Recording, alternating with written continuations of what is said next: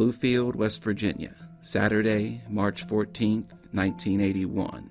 A cold and rainy morning in the tight-knit Coalfields community. At around 8 a.m., Secretary Wanda Davidson, an employee of Boone-Meadows Associates, arrives at her office for work. Ironically, it was to be her final day as an employee for Boone-Meadows. She is unnerved to find the front door leading to the interior unlocked, especially since the building's primary occupant is the Commercial Bank of Bluefield. Davidson takes the elevator to the third floor and is met with a gruesome sight. Lying face up in the hallway is the lifeless body of part owner Charles Boone, garroted by his own sport coat. His death would set off a chain of emotional and politically charged controversy, which 41 years later has yet to fade away.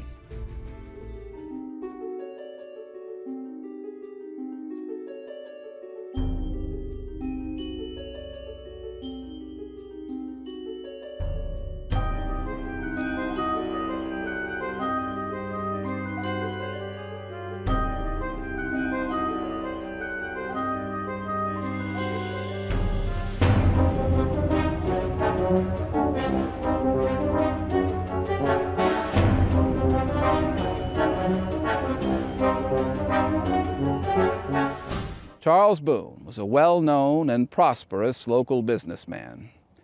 He was the part owner of the Kingfield restaurant in Bluefield and had his fingers in several other business-related pies around the region. He was also a dedicated husband and father of 2 young children. His death at the hands of an unknown assailant, itself a disturbing and macabre affair, would soon undergo a transition from unsolved homicide to political hot potato. The airwaves and print media were soon afire with charges, countercharges, criticisms, and ultimately accusations of bad taste and poor timing. However, amidst the jumble of political and legal theater, one fact persisted. Charles Boone's killer remained unidentified, a status quo which 41 years later remains unchanged. In 1981, Bluefield and most of the West Virginia coalfields were still riding the crest of an economic upturn, the end result of the twin energy crises of 1974 and 1979. When the flow of oil was choked to the critical level, much of the nation turned again to the black gold that had previously fueled the flames of the nation's industrial development, bituminous coal. With demand at an all-time high and supply at a dangerous low, the business of extracting coal from the West Virginia hills experienced a renaissance, the likes of which had not been seen since the boom days of the Second World War. Suddenly, it was again economically sensible from a bread-and-butter standpoint to join Appalachia's oldest, largest, yet often fickle industry. By late 1974, a skilled coal miner or coal-related employee could easily garner a take-home pay in excess of $30,000 a year. With jobs once again plentiful, many West Virginians who, in the previous years, had migrated in droves to the Steel Belt started coming home.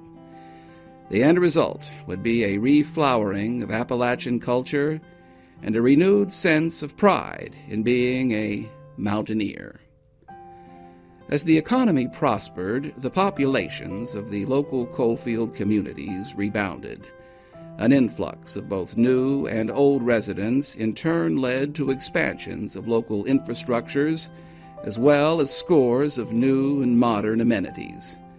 From strip malls to fast food restaurants, southern West Virginia was well on its way into the 1980s. Charles Edwin Boone was born in Ronceverte, West Virginia on April 9, 1947. The first of 3 children born to John and Millicent Boone.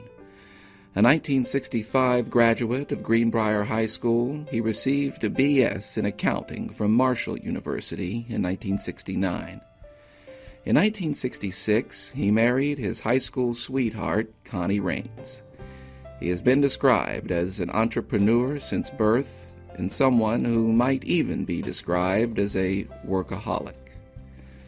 Charles Boone was one of many West Virginians who took advantage of the revived Appalachian economy. Boone, a certified public accountant, left Charleston, West Virginia, and came to Bluefield in 1978. He joined W.H. Holdings and set up offices at 355 Bluefield Avenue, in a modernistic building which had previously housed the local branch of Diversified Savings and Loan, a Charleston-based credit union whose dramatic rise and fall would itself be worthy of an hours-long documentary. By 1980, Boone had settled in and laid down both personal and business roots. With his wife, Connie, son, Brent, and daughter, Amy, Charles Boone took up residence along Walnut Hills, an upper-middle-class neighborhood located just over a mile south of his offices in Bluefield. As director of the Charcon Corporation, he had acquired ownership of 3 Kingfield restaurant locations, one in Bluefield, one in Pineville, and another in Kingsport, Tennessee. He was a member of the Greater Bluefield Chamber of Commerce and a director of the Southern Chapter of the West Virginia Society of Certified Public Accountants. On November 20th, 1980, Charles Boone and Kenneth Meadows formed Boone-Meadows Associates, a public accounting firm which also set up offices on the 3rd floor of the Commercial Bank of Bluefield building. On the surface, everything appeared well and good. Boone had made good on his business practices and investments, and there were no indications of approaching storms or troubles.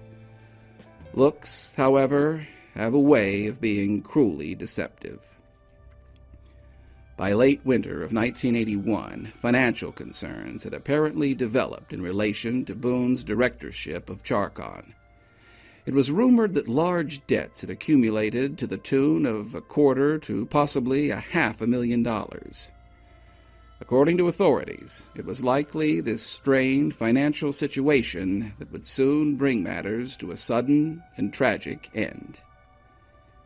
Saturday, March 14, 1981, dawned cold and wet. Charles Boone did not keep banker's hours, so working weekend mornings was not an uncommon practice. On this day, he was scheduled to meet with someone, possibly his partner at Charcon, Michael Pendry, at approximately 7 a.m. Boone's wife, Connie, later recalled that he rose from bed at approximately 6:25 a.m. and left their Walnut Hills home not long thereafter. Boone had also made plans to attend a prayer breakfast following his morning meeting. Boone left his home and presumably drove directly to his office on Bluefield Avenue. Just exactly what transpired between the hours of 7 and 8 a.m. is still a matter of conjecture. What is known is that Boone arrived at his office and made it to the 3rd floor where the Boone-Meadows offices were located. Approximately 1 hour later, at 8 a.m., Charles Boone's secretary, Wanda Davidson, arrived at the offices for a routine workday. Davidson parked her car and walked to the front of the building to enter via the firm's shared entrance with the commercial bank. She was surprised to find the door leading to the main foyer unlocked, highly unusual for an entrance to a financial institution. Unnerved by the unlocked door, Mrs. Davidson cautiously entered the building's elevator and made her way to the 3rd floor. When the elevator doors opened, she was met with a horrible sight. Lying not far from the elevator was the body of Charles Boone, face up, his brown sport coat pulled around his head. Davidson telephoned the Bluefield Police Department, and an officer was dispatched to the bank. The time was 8:15 a.m. Ironically, the Bluefield Police Department was, and still is, located less than a half-mile east of the former bank building along the same stretch of highway. Less than 3 minutes later, Detective C.L. Honaker arrived on the scene. By this time, Commercial Bank employee John Thomas had also arrived. Thomas and Honaker took the elevator to the 3rd floor and examined Charles Boone's lifeless body. Honaker noticed that a plastic bag was covering Boone's face. On the slim chance that he might still be alive, Honaker removed the bag. There was no response. Honaker deduced that Boone had lain where he had fallen for approximately an hour. Pathologist Dr. David Bell pronounced Boone dead at the scene. The floor and walls bore evidence of a struggle. Boot marks, scratches, and gouges were observed along the walls and floor coming down the hallway and towards the elevator. Boone was fully clothed in brown check trousers, a light brown shirt, and brown cowboy-type boots. His tan corduroy sports coat had been pulled over his head. Honaker later testified that the sports coat was, quote, on backwards, like it had been pulled over his head with the tail end of the coat near his head, end quote. Only years later would another detective make public that the sports coat was actually the murder weapon. Boone had been chortled to death by his own jacket. Charles Boone's wallet was found lying on the ground near his right armpit. Its contents, including credit cards, were scattered about the area. Curiously, though, his watch, class and wedding rings, and gold necklace were all left untouched. Other evidence found at the scene indicated that Boone had put up quite a struggle before being overcome. Police ascertained that the usual tight security afforded a financial institution did not extend to the joint lobby shared by the bank and the room where the elevator was located. The door leading from this room to the outside was not tied in to the bank's security alarm system. The Boone-Meadows accounting firm shared the 3rd floor with the offices of the Donald Hedrick Agency, a local branch of the People's Life Insurance Company, several computer offices, and another room owned by the city of Bluefield. As such, Boone and his staff were far from the only ones with keys allowing access to the elevator and the 3rd floor. Once the crime scene had been secured and documented, Boone's body was removed to the West Virginia State Medical Examiner's office in Charleston for an autopsy. The cause of death, manual strangulation, was not made public until Monday. Up until that day, authorities had not even confirmed that Boone's death was a homicide. This, an investigative strategy of keeping the cards held close, was customary of then Bluefield Chief of Police James Tony Bivens. That day, Bivens would only confirm the broad cause of death as described in the official autopsy and declined to comment further. Quote, "Facts about this case are critical to the investigation, and I am not in a position at this point to say anything about anything." Chief James Tony Bivens, March 16, 1981. Bivens, with his trademark cowboy hat, took the helm of the Bluefield Police Department in July of 1980. A 1953 graduate of Bluefield High School, Bivens had spent the previous 19 years with the Washington, D.C. Police Department, rising from the rank of patrolman to lieutenant with duties as a platoon commander. He had previously received special training in special weapons, tactics, and narcotics. As the investigation into Charles Boone's death unfolded, Bivens became the department's point man for the relaying of new information. Unfortunately, James Bivens would also come to be known by another, less complimentary moniker, James No Comment Bivens. His preferred investigative style was low-key with minimal public involvement. As such, the citizens of Bluefield and the surrounding region learned little of the Boone murder investigation during its first 7 weeks. This apparent lack of transparency would inadvertently frame the Boone investigation against an unfortunate fog of local politics and media criticism. Amidst the ministerial intrigues, the investigation into Charles Boone's murder continued. A closer examination of the crime scene revealed no fingerprints or other evidence pointing directly to any one individual or individuals. A canvass of the neighborhood, including traffic stops along Bluefield Avenue, turned up no eye or ear witnesses to the murder itself. No unusual activity had been reported in the area around the Commercial Bank prior to 7 a.m., the estimated time of death. With little physical evidence to go on, authorities turned their attention to Charles Boone himself. As Boone was a local businessman with several different financial interests, his professional endeavors were examined closely. It was ascertained that Boone was a partner in Charcon Corporation, a restaurant chain who operated several eateries in the area, including the Kingfield restaurant in Bluefield. Boone was partnered at Charcon by Michael Pendry, another well-known local businessman and member of the Greater Bluefield Chamber of Commerce and J.C.'s. Close inspection of Charcon's records indicated that the corporation was between $250,000 to $500,000 in debt.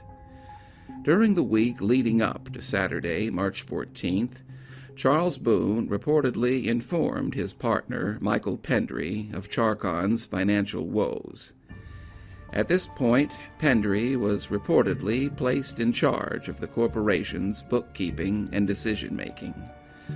Other evidence indicated that Pendry and Boone had scheduled a meeting at the Commercial Bank for the morning of Saturday, March 14th, for the purpose of reviewing Charcon's financial records. For whatever reason, Michael Pendry did not show for the Saturday morning meeting. Boone's secretary, Wanda Davidson, later recalled that meetings between he and Pendry had been scheduled for both Friday, March 13th, and Saturday, March 14th. She later testified that, to her knowledge, both meetings had been canceled by Charles Boone himself. It was later rumored that Michael Pendry had injured himself on the morning of March 14th and missed the meeting due to a damaged contact lens. The investigation, however, turned up inconsistencies in Michael Pendry's accounts. In particular, they found no evidence in Boone's handwritten telephone log that the Saturday meeting with Pendry had been telephonically canceled. Telephone records also indicated that no such call had taken place. Feeling they had solid evidence of motive, opportunity, and means, a warrant for Pendry's arrest was obtained on the afternoon of May 1, 1981. Pendry, who worked as vice president and comptroller for the Bluefield Supply Company, was arrested at his office, charged with homicide, and later released on $10,000 bond by Circuit Court Judge William O'Bivens. Pendry calmly but firmly protested his innocence. A preliminary hearing was scheduled for Thursday, May 21st. Authorities felt their case was solid. The court, however, disagreed. After a 5-hour hearing, County Magistrate Ernie Six ruled that no evidence for probable cause had been shown to justify the sending of the case to a grand jury. The dismissal of the charges against Pendry again stoked the simmering political fires and led to calls for Chief Bivens' dismissal. For a while at least, it seemed that the contentious political theater would permanently bury the Boone murder investigation. At least one member of the Boone family had had enough. In an emotional commentary evocative of Ecclesiastes, Charles Boone's brother, Richard, essentially unloaded on the actors, directors, and producers of what he viewed as a sickening play. Pulling no punches, Richard reminded all involved that a man, his brother, was dead, his sister-in-law widowed, and his niece and nephew permanently deprived of their father. He chastised that there was a time and place for criticism and the finding of fault, but that now was certainly not the time. Addressing some of his frustrations to the Bluefield Daily Telegraph, who published the commentary on May 31, 1981, Richard Boone concluded by urging conciliation and cooperation. I recommend to you that we all join together and concentrate our efforts on bringing this murderer or murderers to justice and quit questioning the competence of Mr. Bivens and his department in this investigation. I also recommend that any further editorials concerning this case be carefully scrutinized. Until you know the facts, you can only harm the investigation. Richard A. Boone, Commentary, Bluefield Daily Telegraph, Sunday, May 31st, 1981. For better or worse, the vocal acrimony surrounding the Charles Boone murder investigation proceeded to cool. Unfortunately, the calming of the public ire over the perceived investigative errors coincided with a slow but certain frosting over of the investigation. Within a year, it was effectively frozen, and would not thaw again for another 21 years. By March of 2002, the science of DNA technology and its usefulness in criminal investigation had become well known.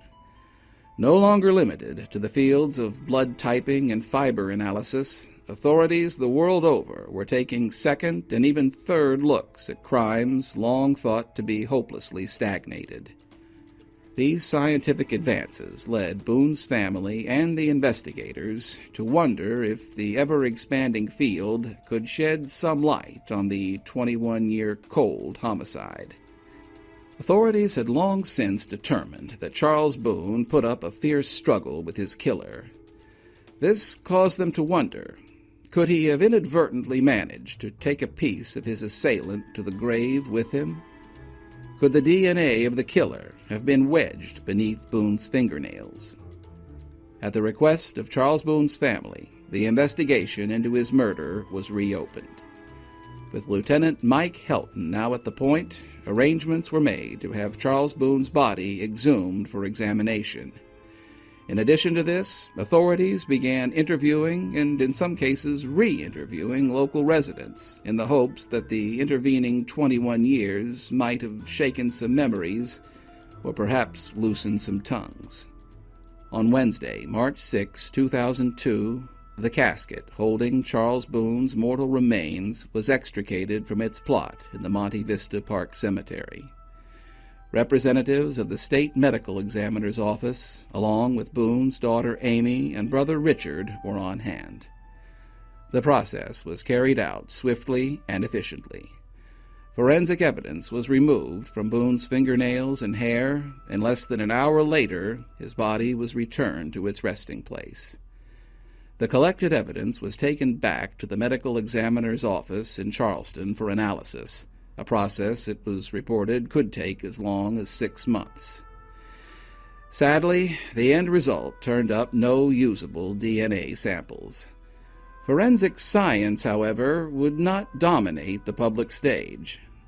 The media attention generated by the exhumation and renewed investigation also yielded unexpected but welcome revelations in the short term. As authorities had hoped, some local residents whose accounts had previously gone undocumented caught sight of the articles and television stories and got in touch with the Bluefield Police Department. While their identities have never been made public, the information they imparted has thoroughly reinvigorated the 41-year-old case. One resident in particular came forward and advised that he may have come face to face with Charles Boone's killer, perhaps mere minutes after the murder. The resident advised that he was working in North Carolina at the time of the murder, but had returned to Bluefield for his birthday and with hopes of rekindling a cooling romance. The morning of the murder found the resident walking in front of the Commercial Bank on his way to a parking garage. According to the man's account, just as he was passing the bank, an olive-skinned stranger in a black raincoat suddenly darted out from the bushes. Mutually startled, the men stared at one another for several seconds. The witness later recalled that the man seemed to be in a hurry and looked as though he had just been in a fight, though his reasons for thinking this remained confidential. Though they parted ways without incident, Something about the stranger's demeanor and expression apparently embedded his features on the memory of the former resident. Unfortunately for police, the man was on his way back to North Carolina before Boone's murder had even been discovered. Working with Mercer County Deputy Darrell Bailey, the same investigator at the head of the 1992 Brenda Lambert disappearance, the witness helped develop this sketch of the man he saw that morning. He was described as being approximately 5 feet 11 inches tall, muscular, and weighing between 200 and 235 pounds. His complexion was described as olive, perhaps Mediterranean or Italian. Both police and the witness believe the man was not a resident of the area. Another witness, a clerk at a local grocery store, recalled that a man matching the same general description attempted to cash a New York check on the same day. The request was refused, and the olive-skinned man left the store, again without incident. The sketch generated by the Princeton Avenue witness was shown to the clerk in 2002. He confirmed that the man in the sketch was the same man who attempted to cash the New York check on March 14, 1981.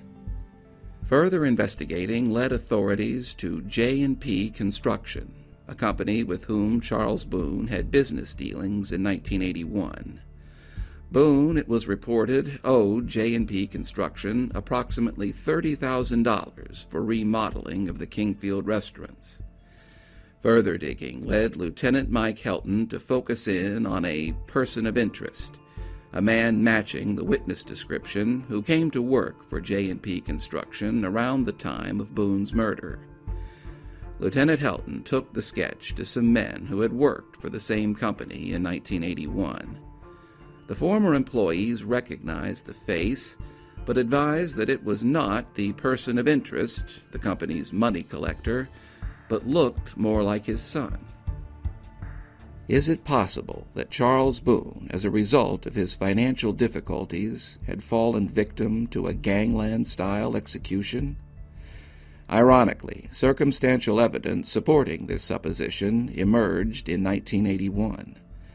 According to the official police report, a close acquaintance of Boone's recalled a conversation wherein Boone is reported to have stated that he, quote, had to meet with someone with $10,000 or he would lose more than his house, end quote.